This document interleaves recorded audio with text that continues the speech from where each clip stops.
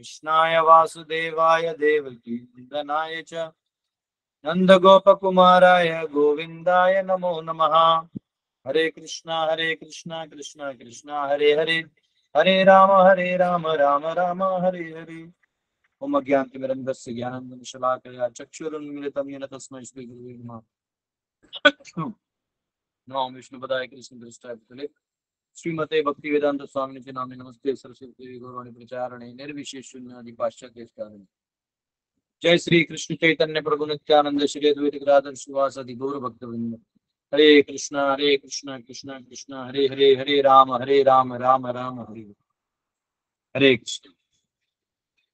तो यहाँ पे विदुर जी का प्रसंग आ रहा है, जहाँ विदुर जी हस्तिनापुर लौटे हैं और उनका एक ही मकसद था कि अपने भाई धृतराष्ट्र को वो उद्धार करें और नीचे जो जूनियर्स हैं उनको मार्गदर्शन करके निकले। अब वो जो अपना जो गेस्ट रिसेप्शन किया था युधिष्ठिर जी ने, वो सारा उन्होंने स्वीकार किया प्रेमवश। उनको उन महल में कोई लालसा नहीं थी और उनको किसी भी प्रकार का ऐशो आराम करने की इच्छा भी नहीं थी। पर अब युधिष्ठिर महाराज सम्राट हैं, वो उनको थोड़ी चटाई देंगे सोने के लिए। उनको अच्छे से सब रिस्पेक्ट दिया, खुद अपने हाथों से पांव दबा के तीर्थ यात्रा जो करके आए उनको प्रणाम किया, उनका हालचाल पूछा, उनकी प्रशंसा की। इतना हो जाने के बाद, भोजन पानी तक सब हो जाने के बाद जब सभी बैठे थे तो धृतराष्ट्र को अभी वो क्लास लगाने वाले हैं। और उन्होंने, मैंने कल के क्लास में उन्होंने देखा कि काल के बारे में उन्होंने बताया कि जो भी होता है काल की इच्छा से होता है, आप और मैं कुछ नहीं कर सकते। आप और मैं, मतलब युधिष्ठिर इतने बड़े सम्राट थे, वो कुछ नहीं कर पाए। धृतराष्ट्र के पास सारा पावर था, वो कुछ नहीं कर पाए। स्वयं भीष्मदेव कुछ नहीं कर पाए। तो इसके ऊपर थोड़ा काल के ऊपर फिर धृतराष्ट्र को जगाने वाला जो भाग है वो आज के प्रसंग में आएगा। आइए 19वां श्लोक आप लोग खोल सकते हैं। प्रतिक्रिया न यस्येह कुतश्चित् करहिचित् प्रभु स एष भगवान् कालः सर्वेषां न समागतः। This frightful situation cannot be remedied by any person in this material world. My Lord, it is Supreme Personality of Godhead as eternal time, Kal, that has approached us all. वो कह रहे हैं, देखिए आप अपने आप को कंट्रोलर मत समझिए। अब जो भी हमारे साथ हो रहा है वो भगवान काल स्वरूप में भगवान ही है जो आए हैं और उसको आप कुछ नहीं कर सकते।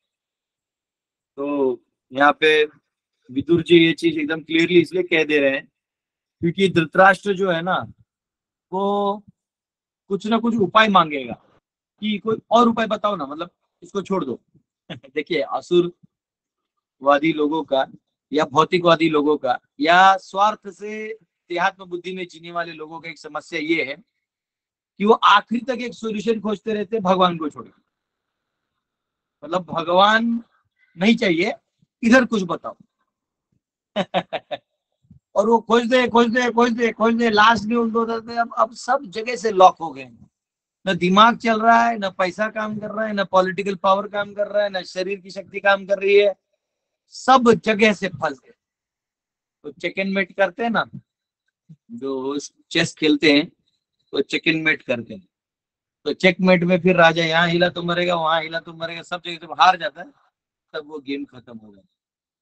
तो उसी प्रकार यहाँ पे जो जीव है वो काल के सामने कुछ नहीं कर सकते। अगर काल ने कुछ निर्णय ले लिया, आप कुछ नहीं कर सकते।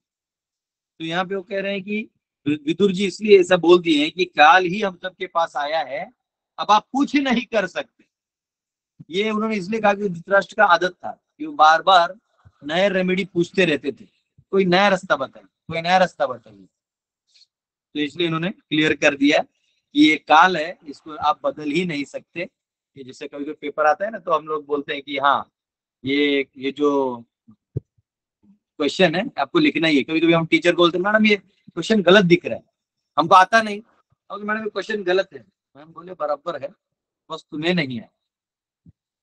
आपको नहीं आता इसलिए क्वेश्चन गलत है डिक्लेयर करके निकल जाना एकदम गलत है।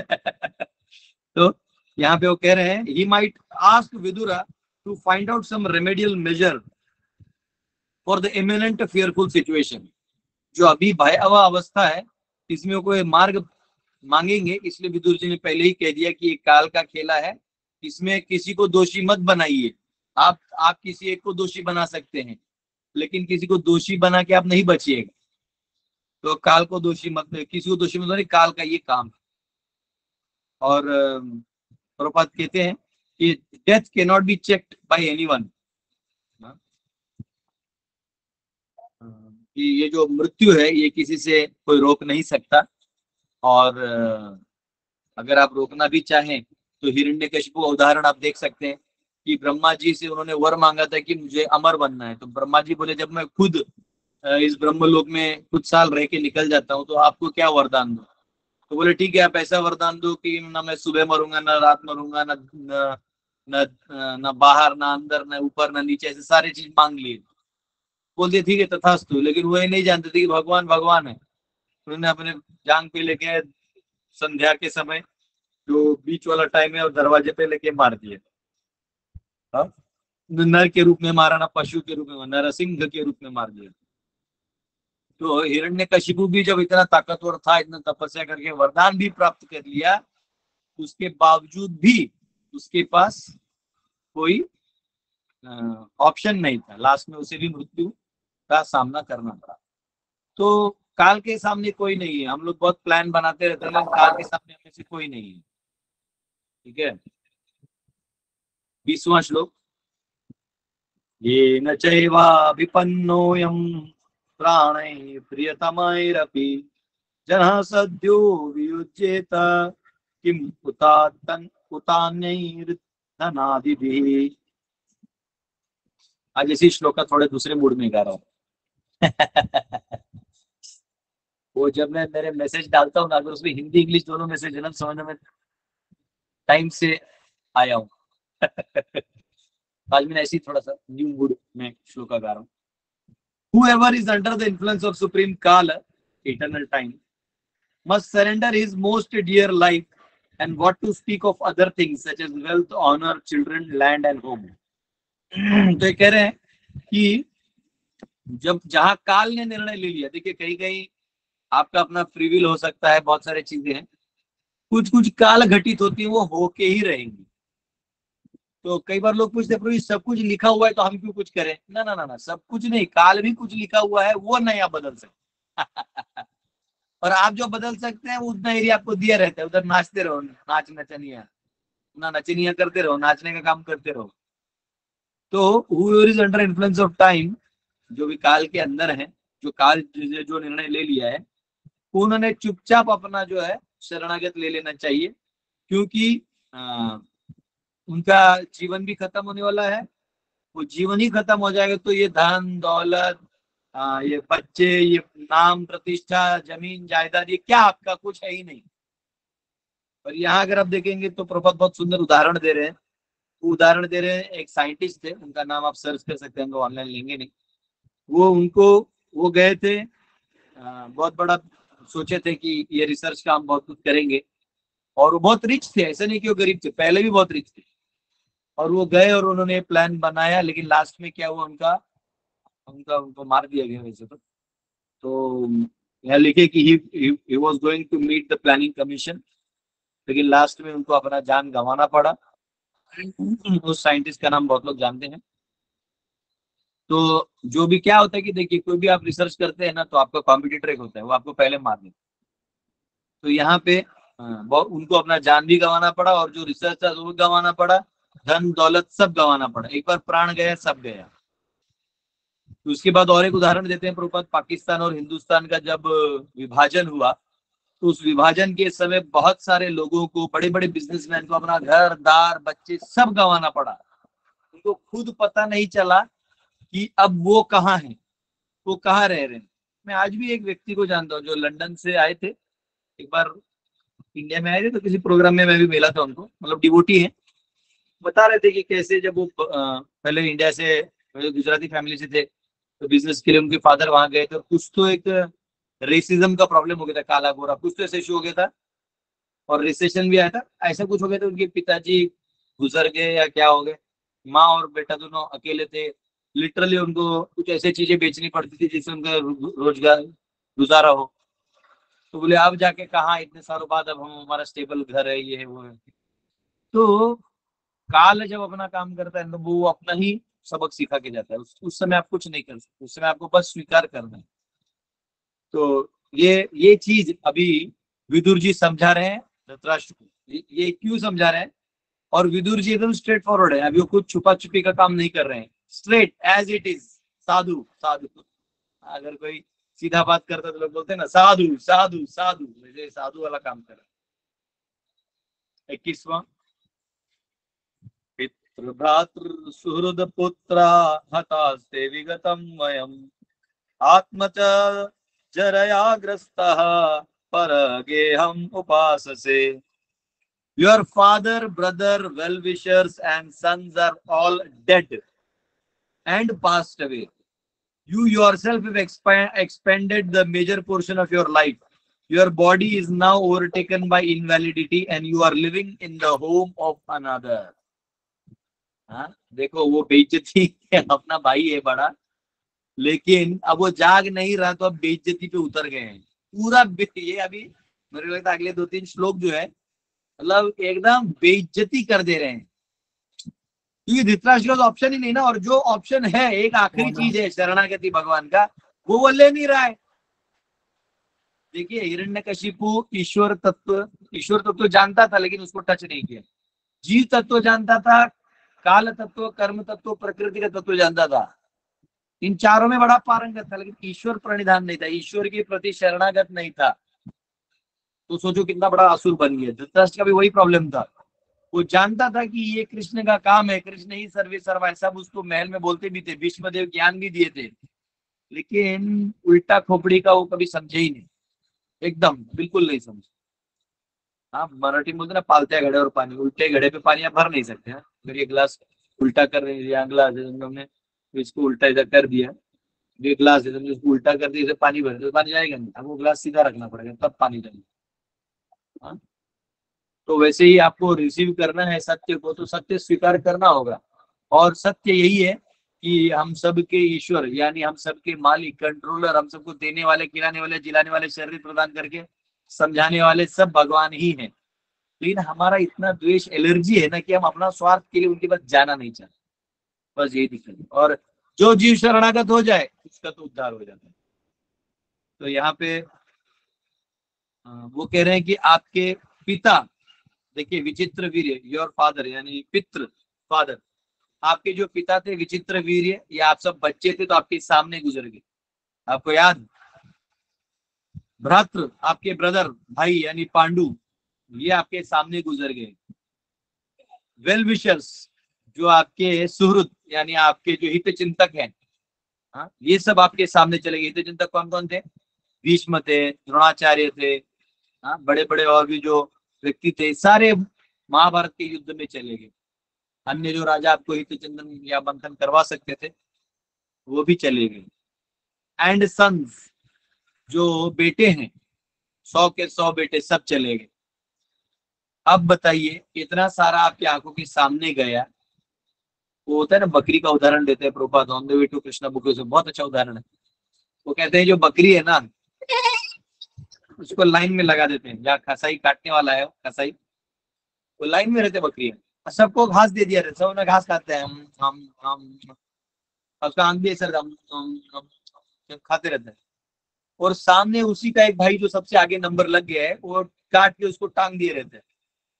बकरी का उदाहरण इसने दिए, वो देखने के बावजूद, ये जानने के बावजूद मेरा नंबर लगेगा, वो तब तक नहीं डरता या रिबेल नहीं करता जब तक वहां आखिर तक नहीं पहुंचता। जब देखता है कि अब मरने ही वाले हैं करता है, लेकिन तब तक वो शांति से बैठता है, वो यूनियन नहीं कर पाता। ये है गुलाम। तो बकरी जैसे जो मेंटालिटी के मनुष्य हैं, ये मनुष्य जब तक इनकी हालत खराब नहीं हो जाती या इनके ऊपर काल का प्रभाव नहीं होता, तब तक ये आराम से दुनियादारी करना चाहते हैं। ओ मेरा बेटा, सो नाइस, मेरा बेटा, मेरा बेटा, हाँ, फिर मेरी जायदाद, मेरा प्रॉपर्टी, सेल्फी खींचते बंगले के साथ, हाँ, ऐसा ये करते हैं लोग, अपने ब्यूटी को दिखाना चाहते हैं लोग, अपने नेम एंड फेम को दिखाना चाहते हैं, गॉगल पहन के, हाँ, बहुत बड़ा सूट पहन के मैं लिमोजिन में आया, ऐसे हर कोई अपना पोज करना चाहता है। जिसके पास कुछ ही नहीं है तो फिर इंस्टाग्राम पे फिल्टर मार के अपना बना लेता है, कैसे तो जिंदगी काटना है। इतना करने के बावजूद भी वो एक चीज नहीं कर पाते कि जिसने ये दिया है वो भगवान है, वहां आप कुछ नहीं कर पाते और वहां आप शरणागत नहीं हो पाते। और सब ये जब छीन लेते हैं भगवान, मृत्यु सर्व हर्ष चाहम, आई एम डेथ, मैं काल हूं, मैं ही सब कुछ हर लेता हूँ। मृत्यु सर्व हर्ष चाहम, मैं सब हर लेता हूँ अर्जुन। जो कहते हो मुझे नहीं मानते उनको मैं दर्शन देता हूँ, मैं दर्शन काल के रूप में देता हूँ। काल रूप का दर्शन अर्जुन ने किया था 11वें अध्याय में, और हमने भी आपको करवाया था। हमारा जब गाइड कोर्स चल रहा था तो हमने ड्रामा के माध्यम से काल रूप थर्माकोल के बना के आपको भेजा था। तो यहाँ पे वो कह रहे हैं कि ये सब चले गए, अब तुम खाली बैठे हो, तुम्हारा कोई नहीं। सॉन्ग है ना, वहां कौन है तेरा मुसाफिर, जाएगा कहाँ, वहां कौन है तेरा। तुम जा तो रहे लेकिन वहां कौन है तुम्हारा।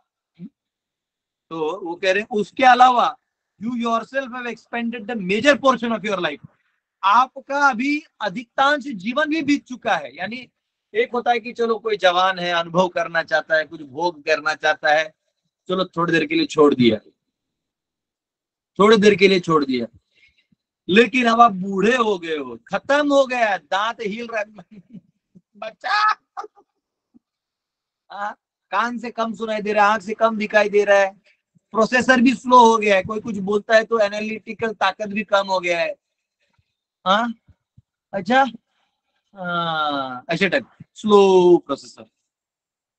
और आप फिजिकली भी स्ट्रांग नहीं कोई काम करने के लिए। इतना सब क्लियर इंडिकेशन है कि अब तुम्हारा टाइम आ रहा है, अभी भी आप भोग करने में लगे हो, कितना दुर्भाग्य वाला बात है। वो फिर अपना your body is over now overtaken by invalidity, अब आपका जो शरीर है ये इनवैलिड हो चुका है, कोई काम का नहीं है। और and you are living in the home of another. आप देखो ध्यान से, यहाँ भेद कर गए विदुर जी। एक्चुअली अनादर तो थे नहीं, अब कुछ भी है तो युधिष्ठिर भाई अपना ही बेटा समान है ना, कुछ भी तो बेटा समान ही है। अब जैसे कुंती माता रहती थी हस्तिनापुर में, जब कौरव पांडव का लड़ाई भी चल रहा था तो कुंती माता हस्तिनापुर में ही थी गांधारी के साथ, उधर ही थी। तो अपना घर है, कल हो सकता है दुर्योधन भी जीत जाता, वो कुंती माता को माँ के समान रख देता और अपना राजपाट करता। लेकिन यहाँ पे, वहां पे विदुर जैसे कभी नहीं बोलते, लेकिन यहाँ पे धृतराष्ट्र को बोल दिया कि तुम किसी और के घर में रह रहे हो, बताइए क्यों। मैं आप जैसे विद्वानों को ये मौका दे रहा हूं कि आप इसका आनंद उठाएं, बताइए, हाथ उठाइए और बताइए। ये श्लोका वाला स्क्रीन शॉट कर दो प्रभु, तो ज्यादा लोग हाथ दिखाई देगा। यस प्रभु जी। गोपाल जी, गोपाल जी हाथ उठाएं। गोपाल जी अनम्यूट करके हट गए। गोपाल जी आप आंसर देना है तो अनम्यूट करके जवाब दीजिए।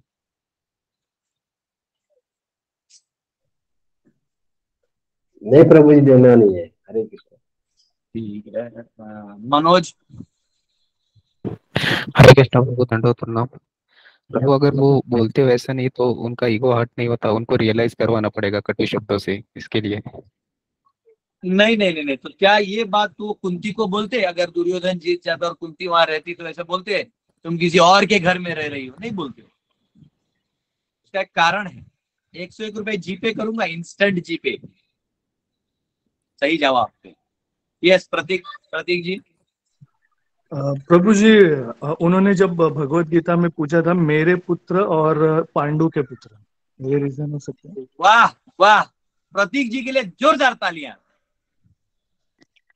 वाह, हरि हरि बोल। बोल, हरि हरि बोल, हरि बोल। बोल, बहुत सुंदर, बहुत सुंदर। हरि बोल, हरि प्रतीक जी बोल। 101 चाहिए आपको?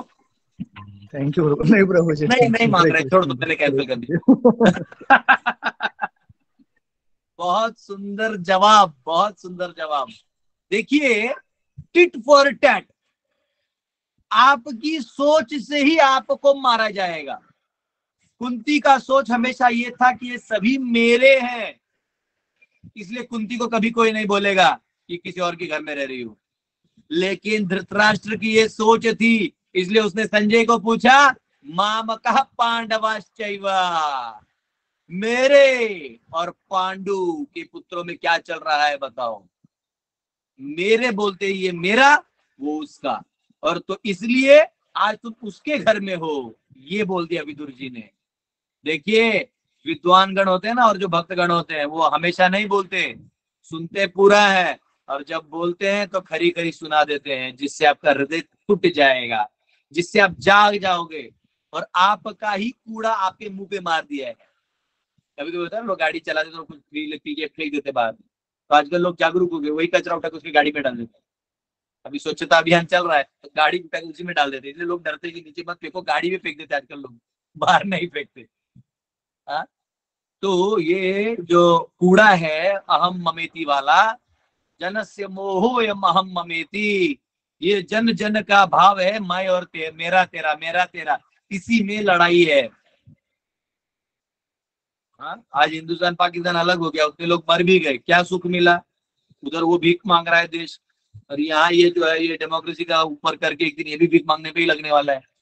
डेमोक्रेसी ने अमेरिका को भीख मंगा बना दिया, उनके गोरे गोरे लोग हेल्पलेस होमलेस घूम रहे हैं, तो कल आपका भी देश वही होने वाला है। पहले यहाँ देश में भिखारी था नहीं, अब सब होमलेस होमलेस होने वाले हैं। हाँ, बेरोजगार रोजगार करेंगे नहीं, और ऊपर जितने मंत्री संतरी है सब वही रोजगार का आश्वासन देंगे, हर बार जीतते रहेंगे। तो यहाँ पे इसलिए विदुर जी ने ये शब्द का प्रयोग किया, you are living in another's home, पर गेहम, पर गेहम, पर यानी दूसरे का, गेहम यानी घर, दूसरे के घर में तू रह के खा रहा है, बेशरम धृतराष्ट्र, अब तो जाग। और किसके घर में रह रहा है तू? पर तो चलो ठीक है, किसी और का घर है, और तू उन्हीं के घर में रह रहा है, तुझे अभी भी अक्ल नहीं आई?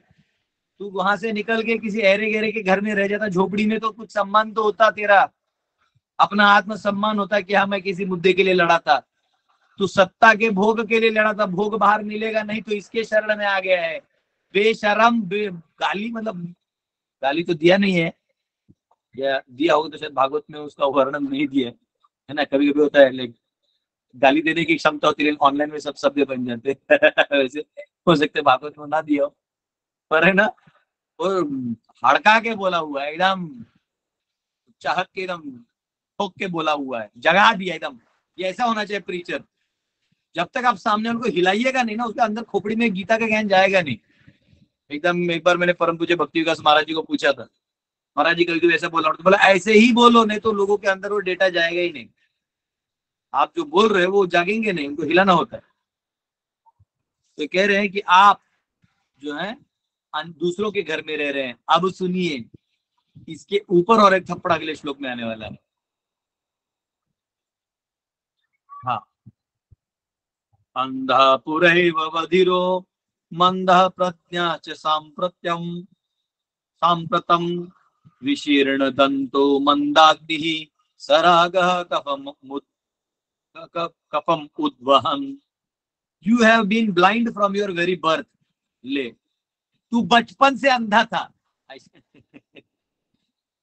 And recently you have become hard of hearing, और अब तो आपको सुनाई भी नहीं देता ठीक से।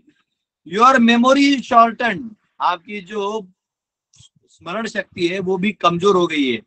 योर इंटेलिजेंस इज डिस्टर्ब्ड, अब आपको निर्णय लेने में भी बुद्धि काम नहीं करती। योर टीथ आर लूज, आपके जो दांत है वो कमजोर हो चुके हैं। योर लीवर इज डिफेक्टिव, आपका लीवर जो है खा खा के चर्बी उस पर जमा हो गया और वो अभी काम ज्यादा अच्छा नहीं कर रहे हैं। And you are coughing up mucus, और आप क्या कर रहे हो? आप जो है अब कफ त्याग कर रहे हो, बस यही चल रहा है। कब हो जाता है? फिर सर दर्द हो रहा है, हाँ कंधा दर्द हो रहा है, सांधिवात हो रहा है, जोड़ों में दर्द, और आपका मन भी अभी, अच्छा बुढ़ापे में और परेशानी होता है। किसको? जो बचपन से आध्यात्मिक जीवन नहीं जीता या संस्कार नहीं लेता, उसको बुढ़ापे में इसलिए तकलीफ होता है, इंद्रिय बहुत चीज मांगती है, आप दे नहीं पाते। मन बहुत सारी आशा और अपेक्षाओं में रहता है, लेकिन वो हो नहीं पाती, इसलिए बहुत परेशान होता है। समय होता है, पैसा होता है, शक्ति नहीं होती। अब बचपन में शक्ति होती है, ना पैसा होता है, ना कुछ होता है, ताकत होता है। जवानी में दोनों होता है, लेकिन आपको समाज के लिए करना पड़ता है, परिवार के लिए करना पड़ता है। खत्म, इस संसार में भोग है ही कहाँ। हाँ, ये एक बहुत बड़ा भ्रम है। तो ये कहा है उन्होंने। इसलिए साधुओं का काम है कि इनको लोगों को जगाना, उनकी असलियत बताना। यहाँ लिखा हुआ है, saints and sages like Vidura approach such foolish men to awaken them to real situation, but they take such sadhus and saints as parasites of society, and almost all of them refuse to hear the words of such sadhus and saints, although they welcome show bottle sadhus and so-called saints who satisfy their senses. ये बहुत सही बोला है उन्होंने। यहाँ कह रहे हैं प्रभात पर्पण में कि लोग साधुओं को, जो ओरिजिनल साधु है, जो सच्चा बोलते हैं, उनको मिलना नहीं चाहते। वो मिलना चाहते हैं नौटंकी साधु को, जो दाढ़ी वाड़ी बढ़ा लिए हैं और उनके हाँ में हाँ मिला के बात कर रहे हैं। जी हाँ, आप बहुत अच्छे हैं, आपने इतनी तरक्की कर ली, प्रभु की कृपा हुई, आप ऐसे ही रहे। तो ऐसे गुरु मिल गए तो हो गया। हाँ, आपसे कोई 20 लाख रुपए लेके और पप्पू फिलोसफी दे दे, वो आपका हो गया। उनको ऐसा नौटंकी वाला चाहिए, जो सीधा बोले और आपको ठोके और आपको जगाए, ऐसा आदमी आपको नहीं चाहिए। तो ये जो मेंटालिटी है, ये बहुत डेंजरस मेंटालिटी है। और लोग भोगवादी यही करते हैं, नकली साधु लेके अपना चेहरा बचाना चाहते हैं। कुछ लोग तो साधु ही नहीं मानते हैं, छोड़ो नहीं चाहिए, हम हमारा भोग करेंगे। लेकिन ऐसे लोगों को एक साधु उनको मिलने जरूर आता है। भले ही इस दुनिया का सच्चा साधु, झूठा साधु कोई मिले ना मिले, एक साधु आता है, वो है काल। काल जब आपके दरवाजे पे दस्तक लगाते ना, ठक ठक ठक, हेलो, दरवाजा खोलिए, खोलिए, नहीं खोला, फाड़ करके अंदर जाते, खत्म कर देते हैं, तुम्हारा सारा कमाया धमाया प्राण ही हर लेते हैं। आइए ना हमारा बिहार में, आइए, आपको काम तमाम हो जाएगा। तो ये Vidur was not a sadhu to satisfy the ill-gotten sentiment of Dhritarashtra. Dhritarashtra के बुरी इच्छाओं को पूरा करने के लिए नहीं आए थे, वो ठोक दिए सीधा और फोड़ दिए धृतराष्ट्र का ईगो। अब अगला श्लोक में तो वो चटनी चूर, मतलब जले पे नमक बोलते हैं ना, वो कर देंगे। ये देखिए, सुनिए 23वां श्लोक। अहो महीयसी जंतु जीविताशा यथा भवान् भीमापवर्जितं पिंडम दत्ते गृहपालवत्। Alas, how powerful are the hopes of a living being to continue his life. Verily, you are living just like a household dog and are eating remnants of food given by Bhima. बोल रहे हैं कि तेरा हालत कुत्ते की तरह है। कौन से कुत्ते की? जिसको पट्टी बांध के रख देते हैं, हाउस होल्ड कुत्ता, जो घरेलू कुत्ता होता है। उसको, जो कुत्ते को रोटी खिलाते हैं ना, वो भी रोटी नहीं खिला रहे हैं। रेमनेंट्स का मतलब है झूठा वाला, जो खा के नहीं खाता आदमी ना, मतलब छूट जाता है, अब नहीं खा पाता है, तो कुत्ते को दे देता है, कुत्ता खा लेता है। वैसे तुम्हारी हालत हो गई है, तुम कुत्ते की तरह हो जो इनका झूठा चाट रहे हो। अच्छा, किसका झूठा खा रहे हो तुम? भीम का नाम लिया यहाँ पे जानबूझ के। भीम, क्यों भीम का नाम लिया? क्योंकि आपको याद होगा कि दुर्योधन ने भी कहा था द्रोणाचार्य को, तव शिष्येण धीमता, देखो धृष्टद्युम्न को तुमने सिखाया जो तुम्हें मारने आया है। यहाँ उसी टेक्निक से वो कह रहे हैं, भीम का नाम ले रहे हैं, क्योंकि भीम ने दुशासन का छाती फाड़ दिया था, दुर्योधन का वध कर दिया था, 100 बेटों को मार दिया था। तो एक्चुअली सबसे ज्यादा गुस्सा धृतराष्ट्र को किसी पे था, तो वो भीम पे था। और भीम का नाम लिया तो धृतराष्ट्र करके एकदम अंदर से जल रहा था। मतलब अंदर में उसको कुत्ते की वाली फीलिंग आ गई, मैं कुत्ता हूं, मेरे को झूठा खिलाएंगे। मतलब वो उसको जगा दिया, वो जो ईगो था ना, धृतराष्ट्र को ईगो था, वो अंदर में दबा के रखा, उसको जगा दिया, उधर फ्लेयर मार दिया। अब वो जो फ्लेयर मार दिया, अब जो है वो कुत्ता बोल दिया, तुम्हें कुत्ते का झूठन खिला रहे हैं। इतना बोल देने के बाद अब बताओ, फिर भी अगर ये वहां रह जाता तो कितना जड़ का तड़ होते, समझ सकते हैं। पर बेचारा वो अभी निकलने वाला है, वो हम अगले क्लास में देखेंगे। यहाँ पे एक बहुत इंपॉर्टेंट चीज लिखा है प्रभुपाद ने, a sadhu should never flatter kings और rich man to live comfortably at their cost. कभी कभी साधु क्या होते हैं कि कई बार अमीर आदमी होते हैं, उनके पास दान मांगने जाते हैं, होता है कभी कोई कार्य है तो दान मांगते हैं। अभी जन्माष्टमी हमारा रहा है, 9 दिन का कार्यक्रम है, हमको रोज का 600 किलो चावल लगने वाला है। इतने लोग हम 2 लाख लोग आते हैं, 9 दिन का कार्यक्रम है, डीटी इंस्टॉलेशन है, जन्माष्टमी फेस्टिवल, तो नॉर्मल में 1.5 लाख लोग आते हैं।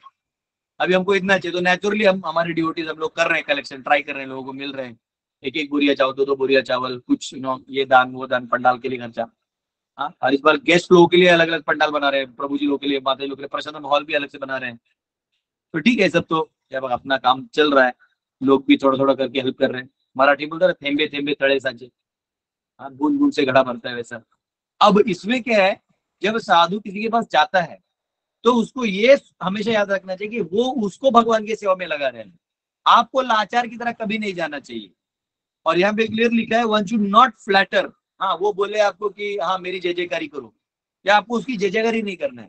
जब बात करना तो आप सत्य बोलिए कि देखिए आप भी जानते हैं कि आप काल के, हाँ आप मीठे से बोल सकते हैं, ऐसे नहीं कि कड़ा होकर बोलना, सत्य बोलिए, लेकिन आप उसको बोलिए, बोलिए महाराज मुझे भौतिक दुनिया में और प्रगति करना है, तो बोलना है उनको, बोलना है कि देखिए प्रगति तो आप करिए, वो तो हो ही जाएगा, परंतु आप भगवान की सेवा में लगे रहिए, इससे आपका उद्धार होगा। ये बता क्या ही, ऐसा नहीं कि उसको चूना लगा दिया, उधर कीर्तन नहीं किया, अरे उसको बुरा लगे कीर्तन मत करो, हम लोग है ना पैसा लेके चले जाएंगे।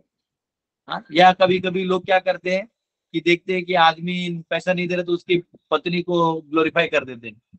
हाँ, पति से इंडिपेंडेंट किसी की पत्नी को फ्लैटर करना भी गलत है, और फिर वो बोल के फिर वो पैसा ले लेते हैं, तो ये गलत है। तो यहाँ पे कहा कि साधु के सब नहीं करना चाहिए। A sadhu is to speak to householders about the naked truth of life so that he may come to their senses about the precarious life of material existence. एक साधु को, गृहस्थों को, स्पेशली गृहस्थ ज्यादा बंधन में होते हैं, उसे जगा देना चाहिए, ज्यादा उसको सांसारिक चीजों में नहीं रखना चाहिए। और जो ऐसे सच्चे गुरुओं का संग करेगा वो मुक्त हो जाएगा, इस संसार में वापस जन्म नहीं लेगा। ये पावर है, और इसलिए यहाँ विदुर जी ने ऐसी धुलाई की है, हिला दिया है पूरा, एकदम झकझोर दिया है, तर तर तर तर तर तर तर। अब उसका सारे दिमाग हिल गया, सब हिल गया है। तो आगे देखेंगे क्या होता है अगले क्लास में। बहुत बहुत धन्यवाद। हरे कृष्णा। किसी का कोई क्वेश्चन है आप पूछ सकते हैं, हाथ ऊपर कर सकते हैं और पूछ सकते हैं। श्लोका ये हटा दीजिए पूरी स्क्रीन से। सोनी जी पूछिए। हरे कृष्णा प्रभु जी। ये इस लेक्चर के रिलेटेड नहीं है, पर एक जनरल थिंग है कि अगर किसी की मृत्यु होती है तो वो अकाल मृत्यु है वो कैसे तय करे। फॉर एग्जांपल जैसे कि कहा जाता है कि ये कोरोना वैक्सीनेशन हुआ तो उसकी वजह से हार्ट अटैक यंग लोगों में आ रहे हैं, तो सपोज इसको हम सच मान लें, अगर किसी की डेथ हुई तो वो अकाल मृत्यु में कंसिडर की जाएगी या नेचुरल मृत्यु में? देखो, अगर कोई भी व्यक्ति बुढ़ापे में नहीं मरता है, यानी बुढ़ापे के बाद मरता है तो बात अलग है, बुढ़ापे से पहले वाला मृत्यु अकाल कहा जाता है। यानी ऐसा कहते हैं ना, क्या बोलते हैं उसको, 6 फेजेस होते हैं ना लाइफ के, birth, growth, youth, old age, ये सब सारा मिला के जो होता है। ओल्ड एज भी एक पार्ट है, तो अगर उसने ओल्ड एज गुजारा नहीं है तो वो अकाल मृत्यु में गिना जाता है। ओके प्रभु जी, हरे कृष्णा। यस, रतन जी आपको क्वेश्चन है कुछ? जी, कुछ सामने आ रहा है प्रभु जी। हरे कृष्ण प्रभु जी, दंडवत प्रणाम। आवाज पहुंच रहा है प्रभु जी? आप क्वेश्चन पूछिए ना प्रभु। जी जी जी प्रभु जी, जैसे कोई व्यक्ति एवरी एकादशी वृंदावन जाता है, प्रत्येक एकादशी जाता है, बड़ी निष्ठा से भक्ति कर रहा है, पूजा पाठ कर रहा है, सब कुछ कर रहा है, लेकिन वह किसी के मार्गदर्शन में नहीं है, किसी प्रामाणिक गुरु के मार्गदर्शन में नहीं है, लेकिन एवरी एकादशी वृंदावन जाना उसका नियम है, सालों साल जा रहा है, और सुबह उठना, ब्रह्मचर्य मुहूर्त में उसका जो है पूजा पाठ करना, मंदिर का मार्जन करना, विधि प्रामाणिक गुरु के जी जी डायरेक्शन में नहीं है, तो वह प्रभु जी क्या उसकी वो परम धाम जा सकता है या उसकी प्रगति निश्चित है? देखिए, अल्टीमेटली हम सबके गुरु चैत्य गुरु परमात्मा है। जी जो जी असली गुरु है वो परमात्मा है, बलराम जी हैं। तो ऐसे तो वो चाहे तो किसी को भी भगवत धाम ले जा सकते हैं, परंतु जी परंतु ये जो भी कोई सीखता है कि माला करना है, एकादशी करना है, वृंदावन जाना जी है, तो जरूर किसी से सुना होगा, किसी साधु जी जी महात्मा से सुना होगा। बस जी इतना ही जी है कि शरणागत नहीं हुए हैं। तो जी शरणागत जी नहीं हुआ है व्यक्ति, तो जी शरणागत में क्या है कि देखिए सेवा जो है वो करते जी वक्त, सेवा जब कोई जी व्यक्ति करता है तो जी वो किसी गुरु के निर्देश में करेगा। तो आप जी बीच में नहीं बोलिए, हम बोल रहे हैं, आप म्यूट कर लीजिए, हम बोलते हैं फिर आप बोलिएगा। तो जब वो किसी गुरु के शरणागत काम करेगा तो उसको जो साक्षात्कार और एडवांसमेंट होगा वो उसका बिना शरणागति के नहीं होगा। तो शरणागति, लेकिन आजकल कैसे है कि आपको बाजार में देखना है कि बहुत सारे साधु हैं जो कुछ मतलब टाइम पास के लिए हैं या नाम के लिए आपको अपना बना लेते हैं। तो वैसे नहीं, आपको किसी प्रामाणिक गुरु के प्रामाणिक सेवा में रहना है। हाँ ठीक है, उसके बाद आपकी प्रगति हो जाएगी। तो वो आपको खोजना पड़ेगा। जैसे आपको बाजार में समझो अभी चावल खरीदना है, तो बासमती चावल आज आपने ठान लिया कि मुझे बासमती चावल बनाना है, आज आपके पास मेहमान आए हैं। अब आप कहीं गांव में रह रहे हैं तो वहां ज्यादा बासमती नहीं मिल रहा है, छोटा छोटा चावल है, राशन वाला है। तो आप क्या करते हैं, एक हफ्ता पहले बाजार वाले में जाते हैं और बाजार वाले से कहाँ कहाँ अच्छा दुकान से अच्छा बासमती चावल खरीद के लाते हैं। तो आपको खोजना पड़ेगा, ये नहीं कि आपके दरवाजे पे जो दिख रहे हैं वो सब आपके गुरु हैं। नहीं, हो सकता है आपके पैरामीटर मैच करें ना करें, तो आप खोजिए, जब आपको मिले तो फिर वहां शरणागति करिए। तो खोजना भी आपका काम है। आप ये सोचेंगे कि नहीं मैं वृंदावन सब चला जाता हूँ मेरा हो जाएगा, तो नहीं, वैसा नहीं होगा। शरणागति तो लेना पड़ता है, इसमें कोई डाउट नहीं। हरे कृष्ण। जी प्रभु जी, धन्यवाद प्रभु जी, हरे कृष्ण। यस दिनेश जी। हरे कृष्ण प्रभु जी। प्रभु जी मेरा क्वेश्चन एक है, जो लोग डेथ कर जाता है उसके बाद 13वीं के बाद वो लोग जो भोज करता है लोग, तो कई लोग इसके पक्ष में बात करते हैं, कई लोग विपक्ष में। क्या ये कहाँ तक सही है, भोज करना क्या ठीक है? क्या पक्ष में बात करता है? कई लोग कहता है होना चाहिए, इसको बढ़िया से भोज होना चाहिए। कई लोग कहता है नहीं होना ही नहीं चाहिए, बहुत दुख की बात है। ना ना ना ना, वो हमको दुख और सुख नहीं देखना है, हमको शास्त्रों का मार्ग देखना है। जी जो ही व्यक्ति शरीर छोड़ता है वो 13 दिन आपके घर के आसपास ही रहता है, 12 दिन। तो वो उसके काल के समय से वो 0 टाइम है, लेकिन आपके काल के समय से 12 दिन है। तो एक्चुअली उसको दशपिंड करते हैं।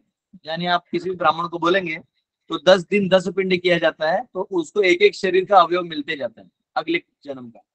और इधर से जो एक ब्राह्मण, बहुत सारे जीव अपने पुण्य भी उसको देते हैं, और ऐसा करके उसको स्वर्ग भी आप भेज सकते हैं। बहुत सारे मेथड्स हैं। और इसलिए जब 12वां दिन उसको विदाई कर दिया जाता है तो 12वां दिन पूरा परिवार आके रोता है, सब आते हैं और रोते हैं जोर जोर से कि आपका विदाई हो गया। तो जब वो विदाई हो जाए उसके बाद 13वें दिन वो इसलिए किया गया कि हमारे जो पूर्वज हैं जो अभी गए हैं इनको सदगति मिली है, और अभी हमने सूर्य को सारा दे के उनको रिक्वेस्ट करके उनको सूर्य से आगे भेज के, सूर्य मंडल के आगे स्वर्ग में भेज दिए। तो इसलिए वो पार्टी करते हैं, इसलिए वो पूरा गांव को भोज खिलाया जाता है। वो इसलिए नहीं खिलाया जाता कि अरे मर गया रे दुखी है, ऐसा कुछ नहीं है। वो प्रोसेस है, वो खिलाना चाहिए। आपको दुख हो रहा है तो भी खाइए, नहीं हो रहा है तो भी खाइए। आपके अज्ञान का हमको अचार नहीं डालना, ठीक है। और जो 13वीं के भोज में खाता है उसका जो पुण्य है वो उस जीव को लगता है। इसलिए कई बार लोग डरते हैं खाने से कि मेरा पुण्य वहां चला जाएगा, ये होता है। हरे कृष्ण। यस, हरे वाली माता जी, हरे।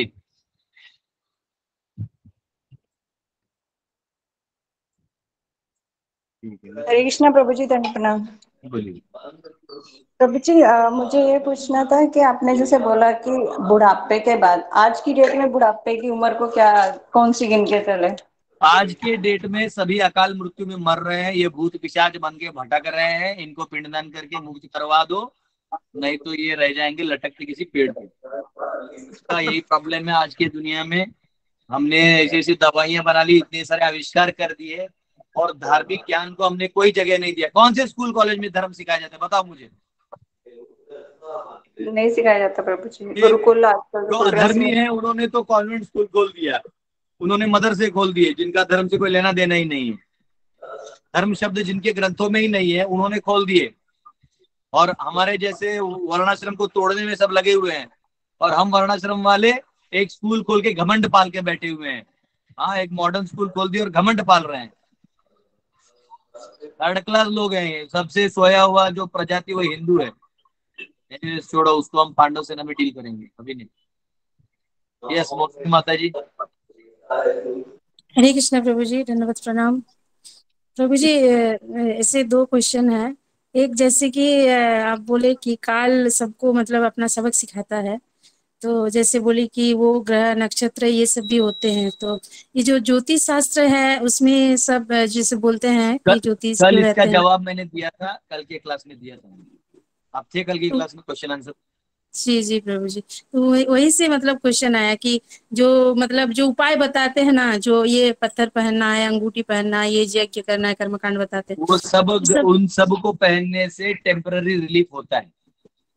अच्छा लेकिन टेम्पररी रिलीफ जैसे आपको कंधा दर्द बाम लगा लिए तो आपका कंधा ठीक हो जाता थोड़ी देर के लिए, पर अंदर में जो हुआ है उसको समय लगता है ठीक होने में।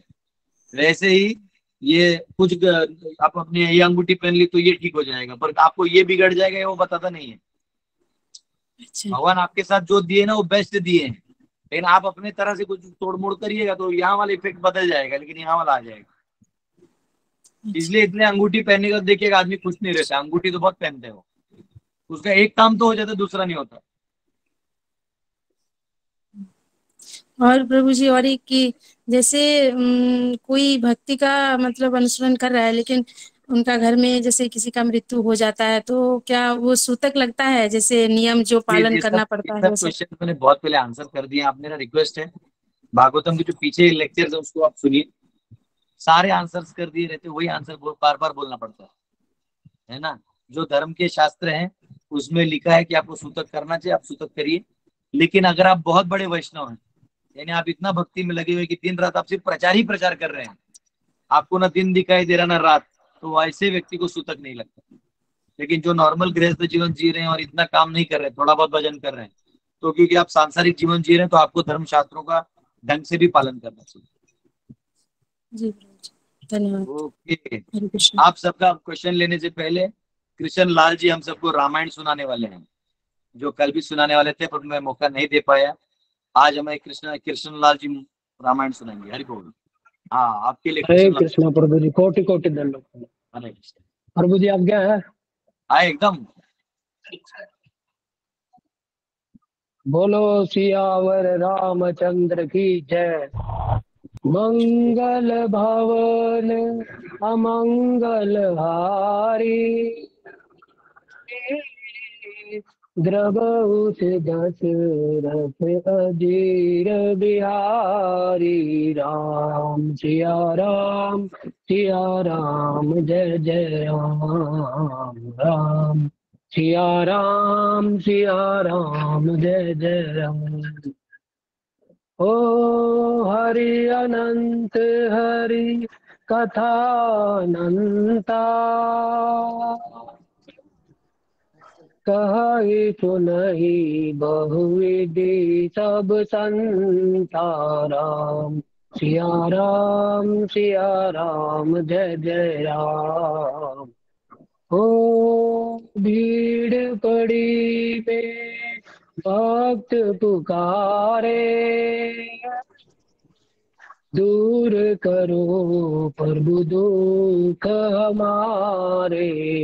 दशरथ के घर जन मेरा, राम सिया राम जय जय राम। हो विश्वामित्र मुनीश्वर आए, दशरथ भूप से वचन सुनाए। संग में भेजे लक्ष्मण राम, पतित पावन सीताराम। हो वन में जाए ताड़का मारी, चरण छुआए अहिल्या तारी। राम सिया राम जय जय राम। ऋषियों के दुख हरते राम। पतित पावन सीताराम। हो जनकपुरी रघु नंदन आए।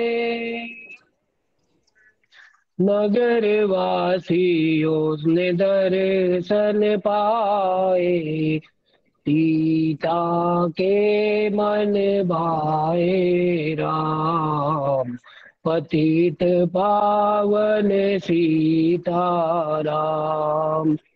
हो रघुनंदन ने धनुष चढ़ाया। सब राजों का मान घटाया। राम सिया राम जय जय राम। सीता ने वर पाए राम। पतित पावन सीताराम। ओ परशुराम क्रोधित हो आए। दुष्ट भूप मन में हर्षाए। राम सिया राम जय जय राम। जनक राज ने किया प्रणाम। पतित पावन सीताराम। हो बोले लखन सुनो मुनि ज्ञानी। संत नहीं होते अभिमानी। राम सिया राम जय जय राम। ओ मीठी वाणी बोले राम। पतित पावन सीताराम। हो लक्ष्मण वचन से ध्यान न दीजो। जो कुछ दंड दास को दीजो। धनुष तोड़ैया मैं हूँ राम। पतित पावन सीताराम। हो लेकर के यह धनुष चढ़ाओ। मुझको अपनी शक्ति दिखाओ। छुअत चाप चढ़ाए राम। पतित पावन सीताराम। राम सिया राम जय जय राम। हरि बोल प्रभु जी। हरि बोल हरि बोल। हरि बोल। बहुत अच्छा। हरि बोल। बहुत सुंदर बहुत सुंदर। हरि बोल। बहुत बहुत धन्यवाद लाल जी आपका। हरि बोल। हरि बोल। मन गदगद हो गया किशन लाल प्रभु जी। प्रभु जी बहुत अच्छा प्रभु जी बहुत हरे अच्छा। हरे कृष्णा। प्रभु जी ये सब आपकी कृपा से प्रभु जी ये सब कंठस्थ याद किया हुआ प्रभु जी। बहुत बढ़िया। बहुत सुंदर। यस, और किसी को क्वेश्चन है? श्रीनाथ जी को आपको क्वेश्चन है? नो प्रभु जी। अजीत जी सिंह आपको सवाल है? हरे कृष्णा। हाँ प्रभू जी। अरे बोल आवाज ऐकू येतो का प्रभू जी? हो ऐकू येते बोला. अरे बोल मी काल फोन केलेला. अजित सिंग जाधव बोलते, तासगाव आरोड. बरं तासगाव हे महाराष्ट्र. बोला काय प्रश्न आहे का तुम्हाला? हा प्रभूजी, प्रश्न असा आहे, आता इथं धृतराष्ट्राचं तुम्ही मागास सांगितलं तर वो धृतराष्ट्र का ऐसा कहना है कि वो व्यासदेव जी जिसे उनके माँ का जो संग हुआ उस समय व्यासदेव जी के दिव्य से ओरा से उसकी माँ का आंख बंद हो गया, उसके कारण धृतराष्ट्र जी अंधे हो गए। एक अभी राज्य करने वाला जो राजा है वो अंधा नहीं होना चाहिए। वो दो, अभी धृतराष्ट्र ये कह सकता है कि इसमें मेरी गलती क्या है, ये तो प्रारब्ध से आया हुआ है, इसलिए मैं अपना राज्य नहीं छोड़ूंगा। उसको हम नहीं, ऐसा नहीं होता, ऐसा नहीं होता है। हाँ, अगर प्रारब्ध से आया है तो स्वीकार करो। तुम प्रारब्ध स्वीकार करते हो ना, तो हाँ। प्रारब्ध ने अगर तुम्हें अंधा बनाया है और अंधा आदमी राजा नहीं बन सकता तो स्वीकार कर लो, सिंपल।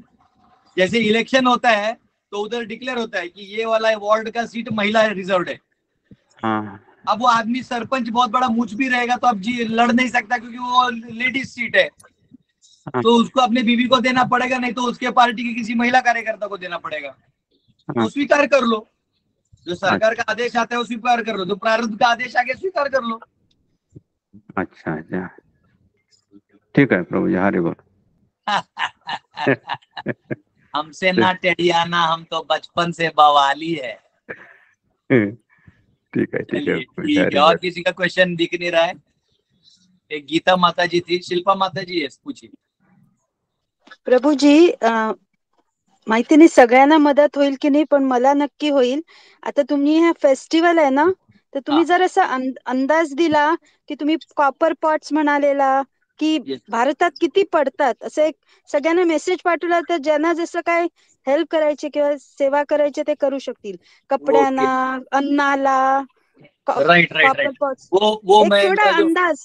मेरा फेस्टिवल है, देखिए आपको फ्रैंकली बताता हूँ। हमारा जो टोटल, मतलब ऑब्वियसली माता जी कह रही कि वो थोड़ा बोल दीजिए तो कुछ कुछ आपको दान मिल जाएगा। वो मैं बनाऊंगा, अभी पैम्पलेट भी बन रहा है, मैं सोच रहा था आप लोगों को पैम्पलेट भेज दूंगा। वो एक्चुअली देखिए मोटा मोटी हम लोग का जो टोटल पंडाल और लाइटिंग साउंडिंग है ये 6 लाख तक जा रहा है। मतलब पंडाल प्लस कुछ केस लोग के लिए पंडाल लगा रहे हैं हम लोग, और 9 दिन का लगा रहे हैं, 1 दिन का 3 दिन का नहीं है। तो 9 दिन का लाइट साउंड और थोड़ा टेंट टाइप किचन को व्यू बना के दे रहा है, वो 6 लाख के आसपास वो खर्चा ले रहा है, वो लग रहा है। उसके अलावा जो है रोज का प्रसादम का हमको 2 लाख रुपए लगेंगे, क्योंकि करीबन नहीं तो देखिए वो 30 से 40 हजार लोग रोज खा के जाते हैं। आते हैं 1.5-2 लाख, लेकिन सब लोग हमेशा नहीं होते, लेकिन एटलीस्ट 30-40,000 प्लेट्स हमारे वो जाते ही पत्तल से। इस बार पत्तल नहीं कर रहे, प्लेट्स कर रहे ताकि पैसा बचे और सर्कुलेशन में प्लेट ऑफिस आ जाए। तो करीबन 30,000 लोग खाते हैं, और इस बार हम लोग हर बार खिचड़ी खिलाते हैं, लेकिन 9 दिन लगातार खिचड़ी खिलाना भी लोगों को अच्छा नहीं रहेगा। तो इस बार हमने मेनू बनाया हुआ है, राइस, छोला, दाल, कभी सब्जी, कभी हलवा, ऐसा मिक्स करके। तो इन अ डे वो 2 लाख रुपए एक दिन का तो प्रसादम का जाएगा ही जाएगा। और जन्माष्टमी के दिन और प्रभुपाद के बर्थडे के दिन वो उसका डबल हो जाता है, तो क्राउड भी डबल आता है। तो वो एक है, और बाकी जो है इवेंट में गेस्ट रिसेप्शन है, ये है वो है, वो सब एक मिसलेनियस खर्चे का तो मेरे को पता नहीं है। और प्लस जो डीटीज का है, प्रॉपर डीटीज अभी टेम्पल हॉल बना रहे हैं, तो सरकार हमको जो बना के दे रही है वो 60/40 है, लेकिन 60/40 में हमारे लोग एंटर ही नहीं कर पाएंगे। तो हमने क्या किया, वो उतना बनाने दे रहा है, और बाकी जो है मैं थोड़ा सोचा हूँ कि उसको बनाऊंगा। तो अभी उनका पहले बनेगा तब मैं एक्सटेंड कर पाऊंगा, तो अभी तो मैं उसको पंडाल से एक्सटेंड करूंगा, बाद में जब जन्माष्टमी खत्म होगा तो थोड़ा कंस्ट्रक्ट करके उसको बड़ा बना दूंगा। तो उससे फिर वो और 40 खींच लूंगा, तो 40/100 का मेरा टेम्पल हॉल हो जाएगा। अभी 350 बच्चे हैं, मंगल आरती में उतने घुस ही नहीं पाएंगे उसमें। अभी ये मेरा 20/40 है, इसमें मेरे को आरती में ही आधे बच्चे बाहर निकालने पड़ते हैं, इसी में आधा हो जाता है। तो वो बना रहा है। और फिर चलो मैं आपको अभी खेती के फोटोज भेजूंगा। मैंने बहुत सारा 6 एकड़ में पूरा मकई लगाया था। अभी हमारे गौ माता को हरा चारा बहुत अच्छे से मिल रहा है, प्लस मकई का रोज सब्जी बन रहा है, तो बहुत अच्छा ये एक अचीवमेंट था। पिछले तो आप लोगों ने भी हेल्प किया था, लक्ष्मी कुछ लोगों ने हेल्प किया था मुझे खेती के लिए, तो वो अभी बहुत अच्छा उसका रिजल्ट आया। तो ये है, मिसलेनियस में भी 4-5 लग ही जाता है।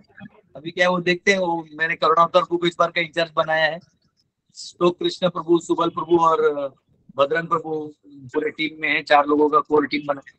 इस बार 12,000 बच्चों का हम लोग कंपटीशन करवा रहे हैं, मतलब पूरे 4 डिस्ट्रिक्ट्स में झारखंड के 12,000 बच्चे हमने कंपटीशन रखे। Quiz contest, Krishna contest, quiz contest, painting competition, dance और ड्रामा, तो डांस, ड्रामा और क्विज का सेमीफाइनल और फाइनल हमारे पंडाल में होगा, बाकी स्कूल्स में होगा। वो बच्चे यहाँ आएंगे, सबको सर्टिफिकेट्स हैं, प्राइजेस हैं, तो ये सब भी हमने इवेंट रखे हैं।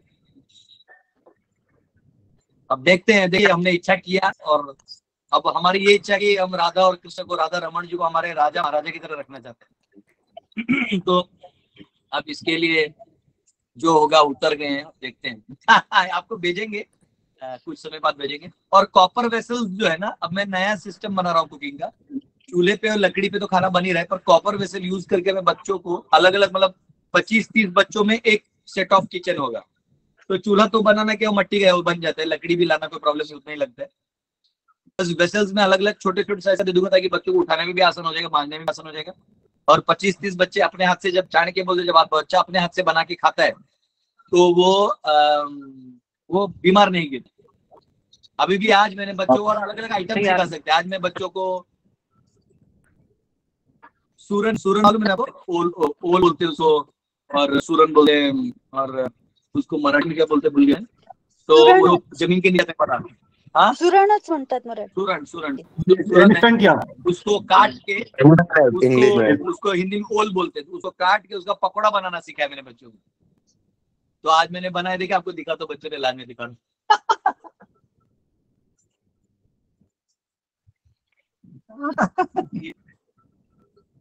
ये देखिए, ये उनको बना सिखाया, आज उन्होंने बनाया।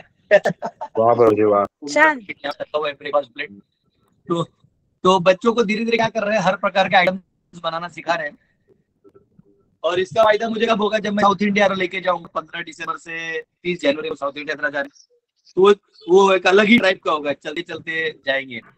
तो उसमें क्या है, बच्चे अपना खाना अलग अलग ग्रुप में खुद ही बनाएंगे, तो एक साथ लोड भी नहीं आएगा, यात्रा भी हो जाएगा, भोजन भी हो जाएगा, और कथा भी हो जाएगा अलग अलग चीजों का। तो वैसा है, इसलिए बच्चों को कॉपर वेसल में भी रहे, ताकि हेल्दी रहे हमारे बच्चे, है ना। भेज देंगे आप।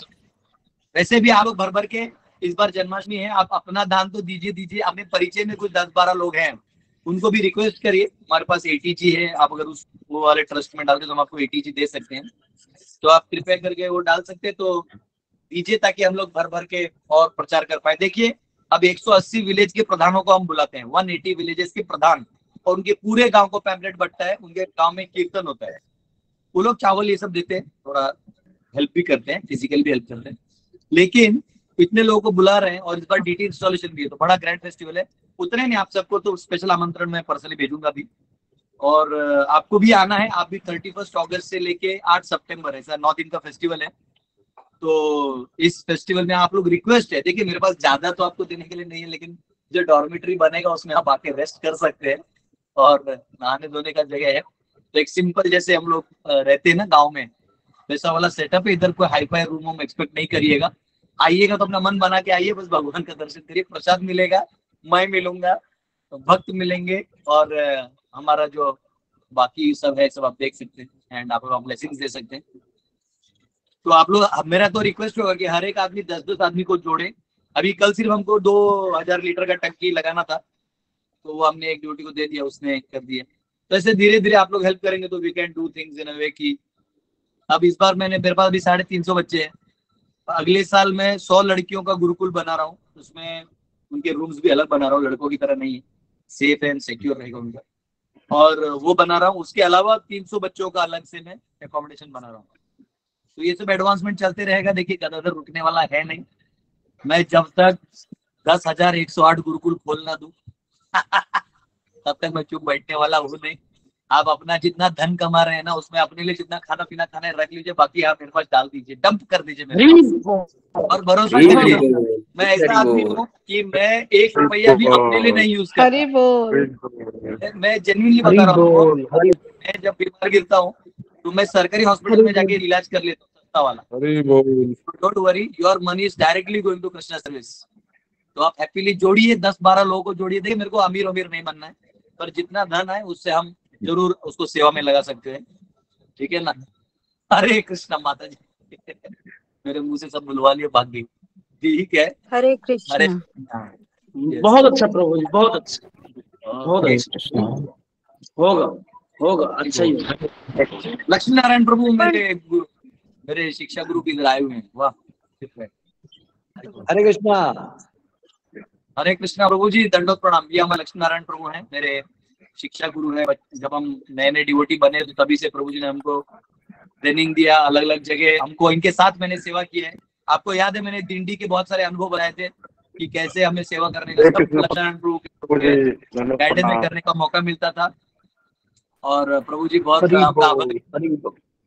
आपका बच्चा। हरे कृष्णा प्रभु जी, दंडवत प्रणाम प्रभु जी। धन्यवाद धन्यवाद धन्यवाद। विचार कर रहे हैं प्रभु हरे जी। कृष्ण प्रभु जी, दंडवत प्रणाम। धन्यवाद धन्यवाद। लक्ष्मण हमेशा आगे बढ़ते रहिए, मुझे बहुत आनंद आता है। बस प्रभु जी आशीर्वाद देते रहे, हम लोग पीछे लगे हैं। हरि बोल। प्रणाम प्रभु जी। आप सबका बहुत बहुत धन्यवाद। और कुछ पूछना है, टाइम तो हो गया है ना, कल मिलते हैं। बाकी बटोर के रखिए, लोगों से भी बटोर के रखिए, काम आएगा। हरि बोल प्रभु जी। बिल्कुल बिल्कुल प्रभु जी, लगे हैं। यही हो रहा है, बड़े बड़े मंदिर बन गए और बड़े बड़े मंदिर है जिनको कब्जा करना था वो बैठ भी गए पदों पे, अब वो हिलने वाले नहीं है राष्ट्र की तरफ मरे दम तक। उनको कोई विदुर जाके हिलाएगा, वो जब विदुर आएगा उनको हिलाएगा, वो लेंगे। अभी हमको प्रभुपद का काम करना है, गुरुकुल खोलने, वर्णाश्रम स्थापित करके भक्ति का प्रचार करना, ठीक है। प्रभुपाद आपको स्पेशल भेजे हुए हैं इस काम के लिए प्रभु जी। हरि बोल। और कोई नहीं, मैं इस्कॉन बहुत देख रहा हूँ, लेकिन आपको स्पेशल। हरि बोल। ठीक है प्रभु जी, जन्माष्टमी का